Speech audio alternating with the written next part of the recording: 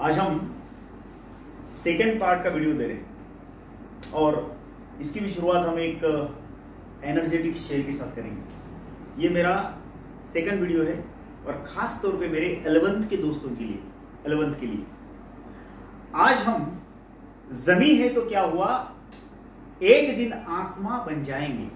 आज हम जमी है तो क्या हुआ, एक दिन आसमां बन जाएंगे। आज हम जीरो है तो क्या हुआ, एक दिन सारा जहां बन जाएंगे। इसी जज्बे के साथ हमको हमारा पूरा सफर तय करना है।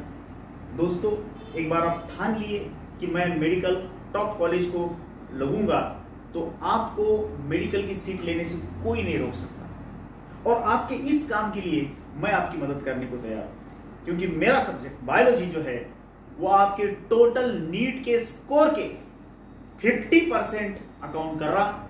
360 मार्क्स का मेरा सब्जेक्ट है बायोलॉजी। 360, 90 क्वेश्चंस, 180 में से 90 क्वेश्चन, 720 में से 360 मार्क्स जो है वो मेरे सब्जेक्ट को है, बायोलॉजी को है। और ये बायोलॉजी मेरी जो है वो आपकी बन जाएंगी। तो हम शुरू करते हैं एक टॉपिक जो कल मैंने पहले वीडियो के अंदर मैंने बताया था।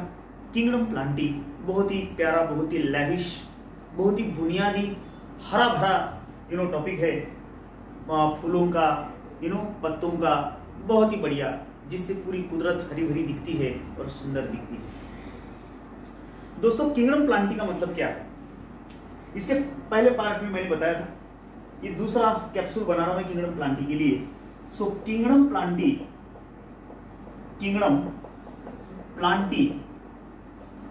Bye R H. विटाकर की प्लांटी के बारे में बात कर रहा हूं। किंगडम प्लांटी का मतलब होता है कि ऐसी किंगडम जिसके अंदर सिर्फ 3 शर्तें सेटिस्फाई जो करेगा प्लांट, वही प्लांट रह सकती है। जो प्लांट 3 शर्तें सेटिस्फाई करती वो किंगडम प्लांटी की बन सकती है। प्लांटी में कौन सी प्लांट आ सकती है? मैंने कल बताया कि ये अगर प्लांटी का घर है, ये अगर प्लांटी का घर है तो इस घर में कौन सदस्य आ सकते हैं, कौन एंट्री कर सकता है, इस घर में कौन आ सकता है? किंगडम प्लांटी का अगर ये घर है तो इसके अंदर वही आ सकते हैं जो, पहली बात तो यूकैरियोटिक प्लांट है, यूकैरियोटिक प्लांट्स है। नंबर 2 मल्टी सेलुलर प्लांट्स है, मल्टी सेलुलर प्लांट्स है। और नंबर 3 जो है, it must be green plant, green plant. ये 3 शर्तें जो सेटिस्फाई करेंगे वही लोग किंगडम प्लांटी के घर में आ सकते हैं। मेरे 11वीं के दोस्तों को थोड़ा सा मैं बता दूं, यूकैरियोट का मतलब होता है कि ऐसे प्लांट जिसके सेल के न्यूक्लियस को अपना खुद का न्यूक्लियर मेम्ब्रेन है, पर्दा है। ये सेल है, ये सेल मेम्ब्रेन है, और ये वाला न्यूक्लियर मेम्ब्रेन है, ये सेल वॉल है। ये सेल मेम्ब्रेन प्लाज्मा मेम्ब्रेन है, ये सेल वॉल है, ये प्लाज्मा मेम्ब्रेन है। और ये वाला न्यूक्लियर मेम्ब्रेन है, जिस सेल के न्यूक्लियस को खुद का न्यूक्लियर मेम्ब्रेन होता है, पर्दा होता है, वो होते यूकैरियोटिक। मल्टी सेलुलर माने एक से ज्यादा सेल से बने वाली प्लांट्स, और ग्रीन यूनिबेटर। तो ऐसे किंगडम प्लांटी में डिवीजन हमको करना पड़ता है। किंगडम प्लांटी बहुत बड़ी किंगडम है और इसको पढ़ने के लिए हमें चाहिए इसका क्लासिफिकेशन। दोस्तों, science of classification, study of classification, classification के साइंस को टेक्सोनॉमी बोलते हैं। एक बहुत बड़ी टर्म है, उसको हम डिटेल में आगे देखेंगे। फिलहाल इतना याद रखो कि taxonomy is the study of classification. Classification की स्टडी, खासतौर पे बायोलॉजी की क्लासिफिकेशन की स्टडी इज द टेक्सोनॉमी। दोस्तों, जो किंगडम प्लांटी है उसको हमको बांटना है, डिवाइड करना है, क्लासिफाई करना है, तो कुछ क्राइटेरियाज होते हैं। मैंने इसके पहले वीडियो में बताया था कि अलग अलग क्राइटेरिया जो है वो 6 है। There are 6 criteria for classification. Criteria for classification, classification के जो बेस है। क्राइटेरिया का मतलब होता है बेस, आधार। इसके पहले मैंने बताया था कि एक आधा क्लासरूम है और आपको बताया कि बच्चों को क्लासिफाई करो, बच्चों को कैटेगराइज करो। 100 बच्चे हैं, उनको कैटेगराइज करो। तो आप पूछेंगे कि सर मैं किस आधार पर ही क्लासिफिकेशन करूं, on what basis I will classify. तो बोला कि भैया on the basis of percentage you classify, on the basis of presence of shoes and slipper you classify, on the basis of language you classify. Those students who can speak English to one side, who can just speak Marathi to one side, वो जो हिंदी भाषिक है वो अलग हो जाओ. इस तरह से आप अलग अलग कैटेगरीज बना सकते हैं. ये क्या है? तो ये आधार है, क्लासिफिकेशन के अलग अलग आधार है. हम देखेंगे किंगडम प्लांटी के क्लासिफिकेशन के आधार कौन से हैं. वैसे तो 6 आधार है. पहला आधार है, first is the you see artificial system, artificial system of classification. ऐसे 6 है, हम वन बाय वन देखने वाले. Artificial system of classification, natural system of classification, natural system of classification. तीसरा system is the phylogenetic system of classification, phylogenetic system of classification. Next वाला is the chemotaxonomy, chemotaxonomy, chemotaxonomy. You see cytotaxonomy, cytotaxonomy. ये सब classification के अलग अलग criteria बता रहा मैं. हमको प्लांटी को क्लासिफाई करना है. किसको क्लासिफाई करना है? प्लांटी को. दुनिया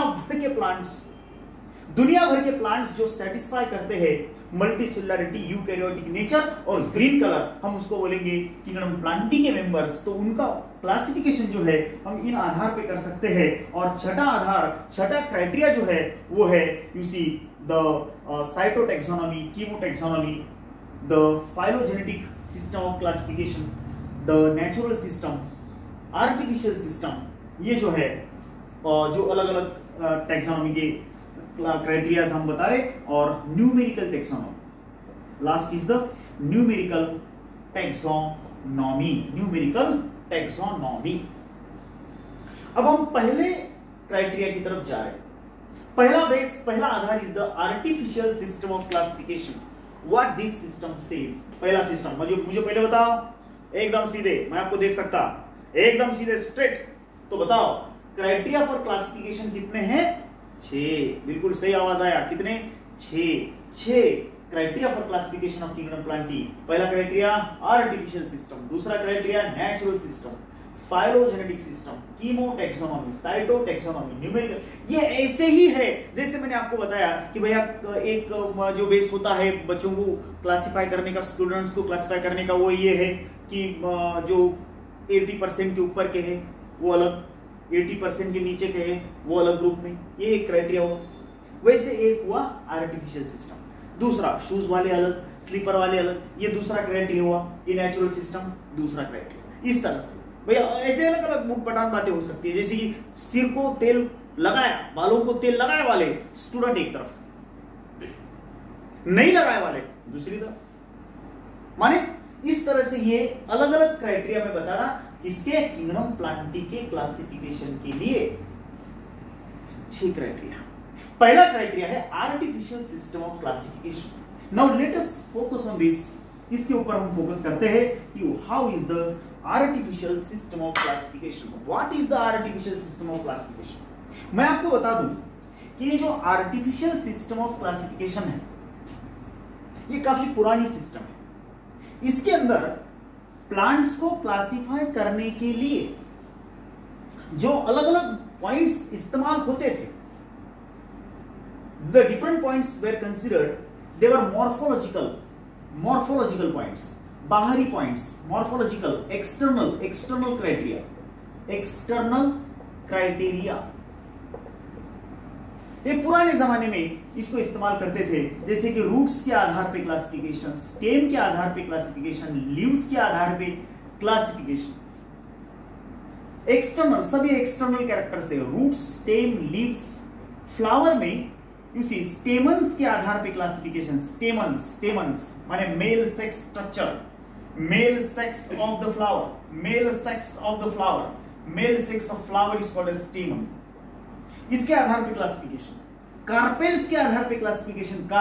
carpels female sex of the flower, flower का female sex of the flower is called as the carpel. ये member of you see the gynoecium. Gynoecium का मेंबर कार्पेल, एंड्रोशम का मेंबर स्टेमन। तो stamens के आधार पे, कार्पेल्स के आधार पे क्लासिफिकेशन लिनायस ने किया था, और उसके पहले वाले साइंटिस्ट ने, लिनायस के पहले वाले साइंटिस्ट ने रूट्स के, स्टेम के, लीव्स के आधार पे क्लासिफिकेशन किया था। तो आप आर्टिफिशियल सिस्टम किसको बोलते हैं? आर्टिफिशियल सिस्टम ऑफ क्लासिफिकेशन उसको बोलते हैं जिसके अंदर खास तौर पे वेजिटेटिव एंड सेक्सुअल कैरेक्टर्स को इक्वल इंपॉर्टेंस दिया। पहले मैं लिखता हूं, बाद में उसको एक्सप्लेन करता हूं। वेजिटेटिव माने ये कैरेक्टर्स, रूट, स्टेम, लीव्स, ये सब वेजिटेटिव कैरेक्टर्स है। एंड सेक्सुअल कैरेक्टर्स माने फ्लावर के अंदर के कैरेक्टर्स, ये इन दोनों को इक्वल, ये हुआ वेजिटेटिव और ये हुआ सेक्सुअल, तो दोनों को इक्वल इंपॉर्टेंस दिया आर्टिफिशियल सिस्टम ऑफ क्लासिफिकेशन। क्या बोल रहा हूं मैं? What is artificial system of classification of kingdom Plantae? Artificial system वो सिस्टम है जिसके अंदर वेजिटेटिव कैरेक्टर माने general body organs, general body के कैरेक्टर्स, जैसे कि रूट्स में सेक्स नहीं होता, स्टेम में सेक्स स्ट्रक्चर नहीं होता, लीव्स में सेक्स नहीं होता, तो इन पार्ट्स को, इन स्ट्रक्चर्स को कंसीडर करके जो क्लासिफिकेशन करेंगे वो ये सब वेजिटेटिव कैरेक्टर्स है। कौन से वाले कैरेक्टर्स है? वेजिटेटिव का मतलब होता है जनरल बॉडी कैरेक्टर्स या जनरल ऑर्गन्स को वेजिटेटिव ऑर्गन्स बोलते हैं। और सेक्सुअल ऑर्गन जो होते हैं या सेक्स स्ट्रक्चर जो होते हैं, सेक्स कैरेक्टर जो होते हैं, वो फ्लावर के अंदर होते हैं।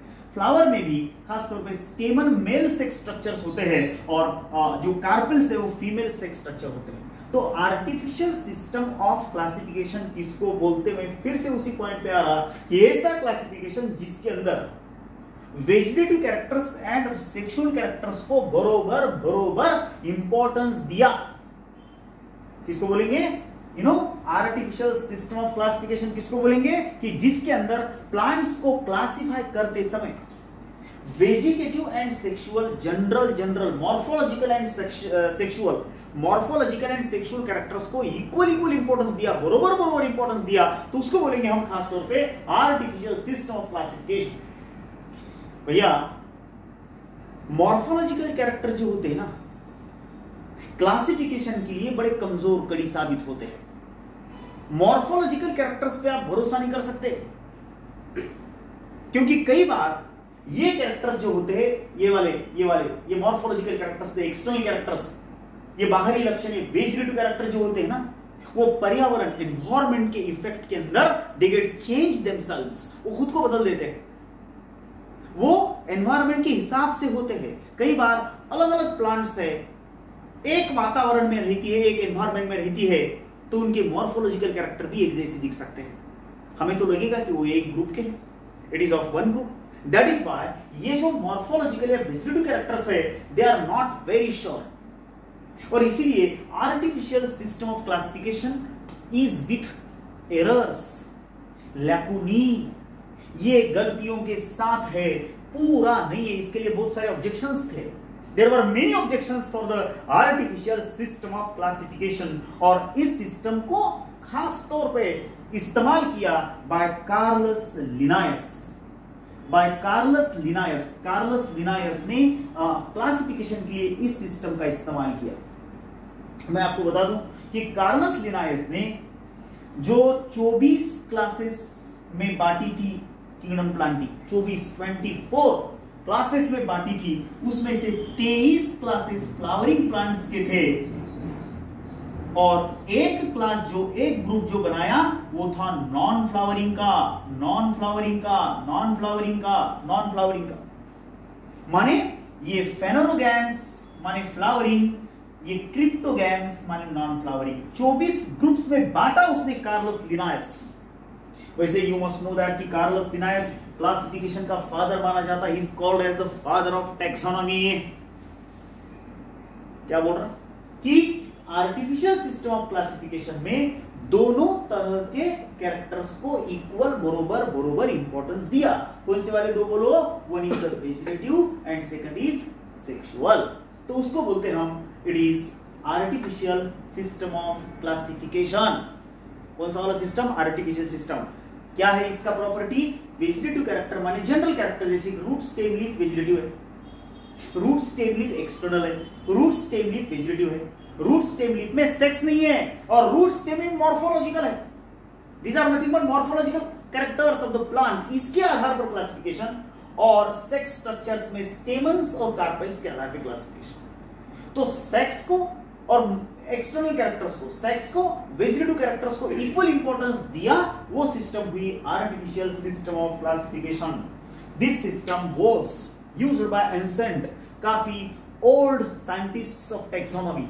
क्लासिफिकेशन के बहुत पुराने जो खिलाड़ी थे, बहुत पुराने जो साइंटिस्ट थे, उन्होंने इस सिस्टम को इस्तेमाल किया। और इस सिस्टम को सबसे ज्यादा, ये सिस्टम जिसके नाम पे दर्ज हुई, जिसके खाते में लिखी गई, वो था कार्लस लिनायस। क्या नाम है? Carolus Linnaeus. Who is the Linnaeus? Linnaeus is the father of taxonomy. Linnaeus is the father of taxonomy friends. इस कार्लस लिनायस ने 24 क्लासेस में बाटी किंगडम प्लांटी, और 24 में से 23 क्लासेस थे फ्लावरिंग प्लांट्स के, और सिर्फ एक ग्रुप था नॉन फ्लावरिंग का। So this is the artificial system of classification. इसके बाद का अगले पार्ट में I will explain. Thank you very much.